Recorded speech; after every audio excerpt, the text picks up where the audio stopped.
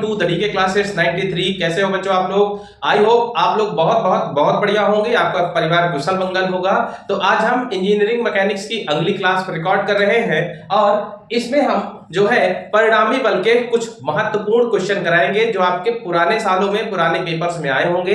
ठीक है, तो चलिए शुरू करते हैं। शुरू करने से पहले आप लोगों से एक रिक्वेस्ट है बच्चों, अगर आप वीडियो के डिस्क्रिप्शन में देखेंगे तो उसमें व्हाट्सएप चैनल की लिंक डली हुई है, फेसबुक पेज की लिंक डली हुई है और टेलीग्राम चैनल की भी लिंक डली हुई है। तो आप इनके माध्यम से, इन लिंक्स के माध्यम से इन चैनल से जुड़े, इंस्टाग्राम पे हमसे जुड़े, टेलीग्राम पे हमसे जुड़े, व्हाट्सएप पे हमसे जुड़ सकते हैं और साथ ही साथ फेसबुक पेज पे भी हमसे जुड़ सकते हैं, जिससे हमारी रीच थोड़ी सी बढ़ेगी और आपको नया से नया जो भी कंटेंट होगा वो आप लोगों तक जल्दी पहुंच पाएगा। चलिए टाइम को बर्बाद ना करते हुए आगे बढ़ते हैं।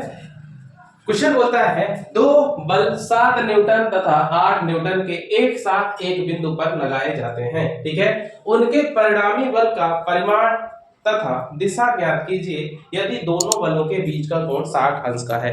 क्वेश्चन ज्यादा कठिन नहीं है। आज से पहले हमने दो क्वेश्चन करे हैं। दोनों क्वेश्चंस में क्या करना था बच्चों? केवल और केवल रिजल्टेंट फाइंड आउट करना था। इन्होंने रिजल्टेंट के साथ साथ डायरेक्शन की भी बात कर दी है।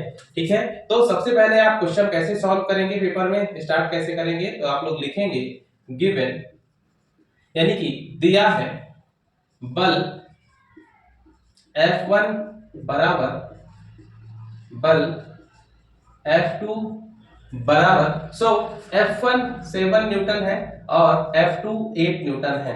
जैसा कि मैंने कहा है, जब तक कोई डिस्क्रिप्शन नहीं मिलता तब तक आप किसी भी फोर्स को F1 मान सकते हैं और किसी भी फोर्स को F2 मान सकते हैं, कोई प्रॉब्लम नहीं है। ठीक है, आगे बढ़ जाए बच्चों। तो F1 और F2 की वैल्यू दी है। सबसे पहला क्वेश्चन क्या है? उनके परिणामी बल को ज्ञात कीजिए। तो परिणामी बल हम जानते हैं कि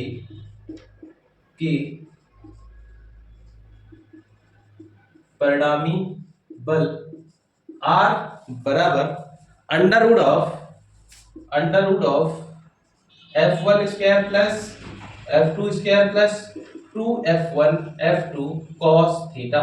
ठीक है, तो हम क्या करेंगे बच्चों? F1 F2 cos थीटा, इसकी वैल्यू पुट करिए। तो 7 का स्क्वायर प्लस 8 का square plus 2 into 7 into 8 into cos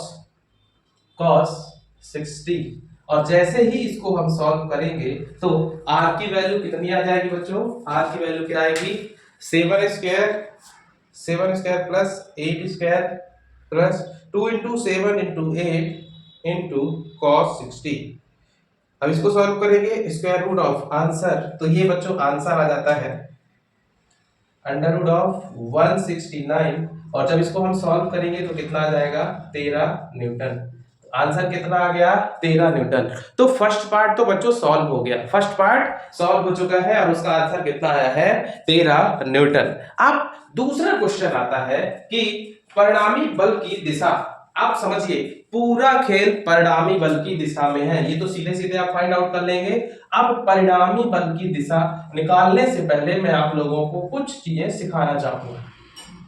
अब परिणामी बल की दिशा यानी कि जो एंगल हम फाइंड आउट करते हैं उसकी दो वैल्यू आ सकती है बच्चों, उसकी दो वैल्यू आ सकती है। तो दोनों वैल्यू में आप लोगों को कौन सी वैल्यू यूज करना है और कौन सी नहीं यूज करना है, इससे कोई प्रॉब्लम है नहीं। आप दोनों में से किसी को भी यूज करिए। समझिए पहले कैसे दो वैल्यू आ सकती हैं। तो जैसे इस तरीके का एक डायग्राम बना था, ये था बल और एक दूसरा बल था, एक ये वाली बात हो गई और यहां पे एंगल बन रहा था अल्फा। समझिए बात को, फॉर्मूले पे हमने यहाँ पे F1 माना था और यहाँ पे F2 वैल्यू ली थी। इसके हिसाब से tan अल्फा का एक फॉर्मूला आया था। ठीक है, इसके हिसाब से tan अल्फा का एक फॉर्मूला आया था। अब ध्यान ये देना है कि आप इसका जो फॉर्मूला आया था उसका यूज करेंगे, लेकिन उससे पहले आपको बताना पड़ेगा। जैसे क्वेश्चन है कि दो बल 7 न्यूटन और 8 न्यूटन एक साथ एक बिंदु पर लगाए जाते हैं, तो भैया F1 7 है या F1 8 है, ये कोई भी क्लियर नहीं है। तो आप लोगों को एक लाइन लिखनी पड़ेगी। लाइन क्या रहेगी? माना परिणामी बल 7 न्यूटन से अल्फा कोण बनाता है। क्या लाइन लिखेंगे? माना परिणामी बल 7 न्यूटन से अल्फा कोण बनाता है। अब 7 न्यूटन से अल्फा कोण बनाता है, इसका मतलब आप समझ पा रहे हैं। तो यहां पे क्या होगा? 7 न्यूटन, और फिर हम उस फॉर्मूले का यूज कर पाएंगे। यदि हम ये बोलते हमसे, या फिर हम गलती से F2 की जगह 7 न्यूटन और F1 की जगह 8 न्यूटन लिख देते, तो उस कंडीशन में हमको लिखना होता माना परिणामी बल 8 न्यूटन से अल्फा कोण बनाता है। ठीक है, जैसे ही ये डेटा हम लिखेंगे तभी हम उस फॉर्मूले को लिखने के लिए क्या बोलते हैं, कैपेबल में। देखिए क्या होगा, tan अल्फा इक्वल टू, याद करने का जुगाड़, F2 F1 F2, ऊपर केवल F2 नीचे F1 प्लस F2, ऊपर केवल F2 नीचे F1 प्लस F2। इसको आप लिख दें sin थीटा, इसको आप लिखिए sin थीटा, और नीचे वाली को लिखिए cos थीटा। ऊपर वाली वैल्यू को आप लिखेंगे, क्या लिखेंगे बच्चों? sin थीटा, और नीचे वाली वैल्यू को क्या लिखेंगे? cos theta. अब इसको जब आप सॉल्व करेंगे तो क्या आएगा? tan अल्फा बराबर F2 sin थीटा। सो F2 की वैल्यू कितनी है? 8 न्यूटन, तो 8 sin 60 अपॉन F1 की वैल्यू कितनी है? 7 प्लस 8 cos 60, 8 cos 60। सो 8 sin 60 अपॉन 7 प्लस 8 cos 60। इसको आप लोग कैलसी की मदद से सॉल्व करेंगे। हम कैलसी की मदद से इसको सॉल्व कर लेते हैं। ठीक है, तो क्या वैल्यू आएगी?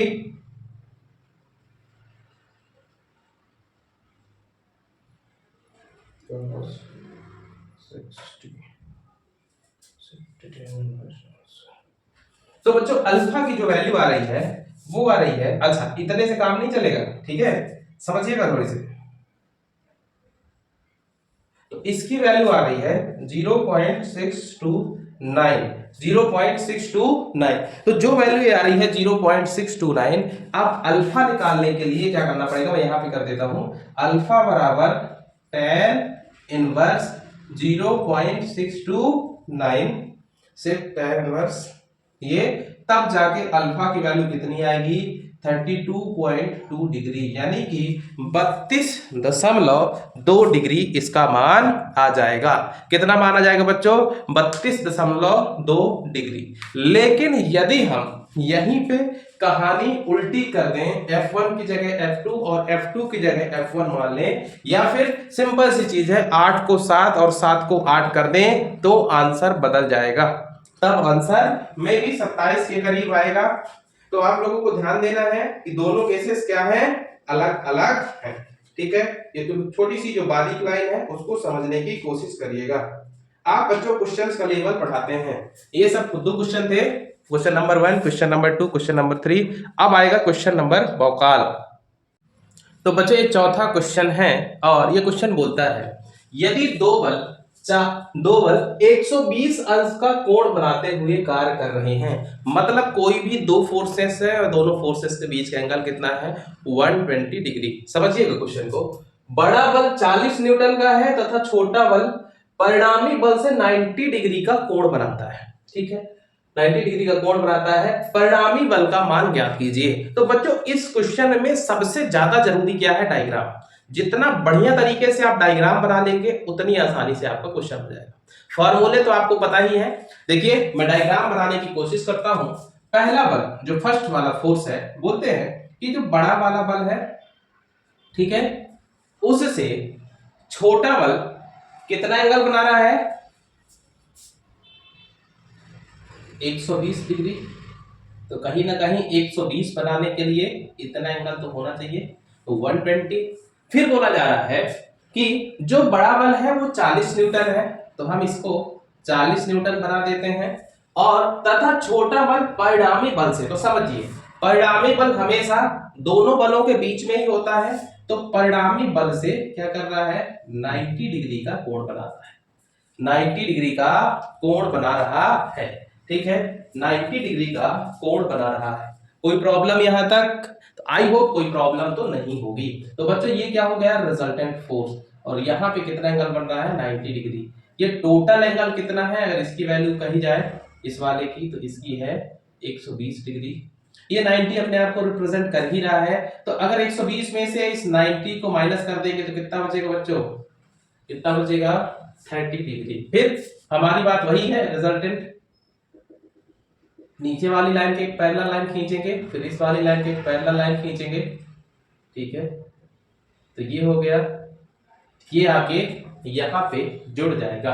तो ये 40 न्यूटन है और ये क्या हो गया F2, ये 40 न्यूटन, ये F2 हो गया। ये सारी चीजें हैं, रिजल्टेंट से 90 डिग्री का कोण बना रहा है। अब आपको क्या करना है, अब आपको क्या करना है, F2 की वैल्यू ज्ञात करना है। अब एक बात बताओ यार, ठीक है, बच्चों को प्रॉब्लम ये होती है कि हम सॉल्व कैसे करें। तो फॉर्मूले आप लोगों के पास दो ही हैं, एक तो r equal to under root of f1 square plus f2 square plus 2f1 f2 cos theta, 2f1 f2 cos theta. दूसरा फोर्स है tan अल्फा बराबर क्या था, f2 sin theta upon f1 plus f2 cos theta, f1 plus f2 cos theta. अब मजे की बात यह है कि जब हम ये फॉर्मूला लिखते हैं तो F1 यहां पे होता है, F1 हॉरिजॉन्टल लाइन पे होता है, वैल्यू चाहे जो भी हो। अब सोचिए, क्या इस फॉर्मूले को, जो ऊपर वाला फॉर्मूला है, इसको अप्लाई किया जा सकता है क्या? आप अपनी बुद्धि विवेक को लगाइए। यदि हम इसको अप्लाई करना चाहते हैं तो इसको अप्लाई करने के लिए हमारे पास ऐसी क्या चीज है जो नहीं है, तो हमारे पास रिजल्टेंट फोर्स नहीं है। यदि रिजल्टेंट फोर्स होता, एक वैल्यू दी है, तो हम इससे कोशिश करते हैं, देयर इज अ पॉसिबिलिटी कि आंसर निकल के आ जाता। लेकिन प्रॉब्लम क्या है, प्रॉब्लम यह है कि रिजल्टेंट फोर्स हमारे पास क्वेश्चन में नहीं दिया, तो ऊपर वाला फॉर्मूला तो फंस जाएगा। तो फिर नीचे वाले फॉर्मूले के पास आएंगे, तो क्या नीचे वाले फॉर्मूले में जिस जिस डेटा की जरूरत है गिवन है या नहीं, तो आप पाएंगे कि क्या अल्फा की वैल्यू गिवन है तो 30 डिग्री बिल्कुल गिवन है।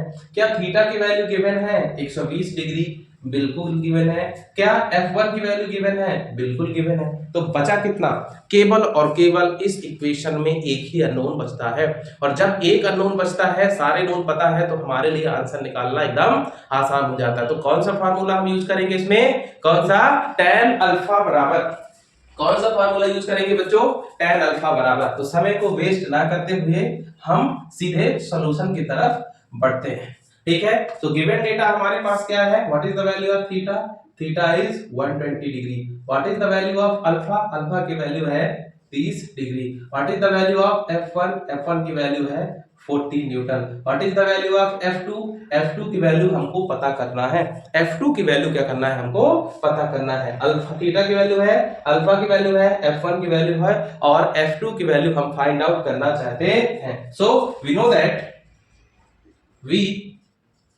No that tan alpha equal to F2 sin 60 upon F1 plus F2 cos 60।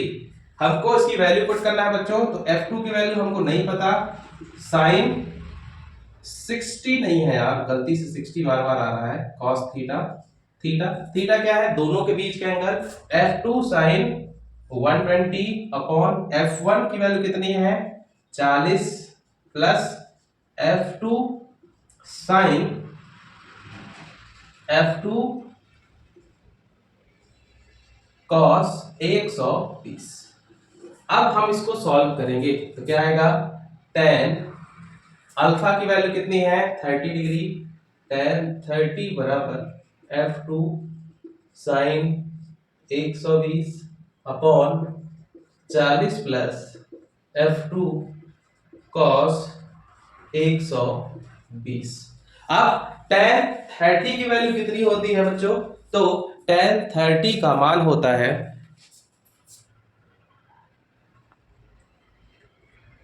ठीक है, 0.577। F2 का मान क्या होता है, तो F2 का मान हमको पता करना है, sin 120 साइन 120 तो ये हो गया 0.866 अपॉन 40 प्लस F2 cos 120। सो 120 की वैल्यू होती है -0.5 -0.5 तो -0.5। अब इसको सॉल्व कर लिए जैसे भी हो, 0.577 गुणे 40, ठीक है, माइनस F2 तो है ही है, ठीक है, 0.577 गुणे 0.5 ये हो गया बराबर F2 0.866। इसको उस तरफ ले जाएंगे, ये हो जाएगा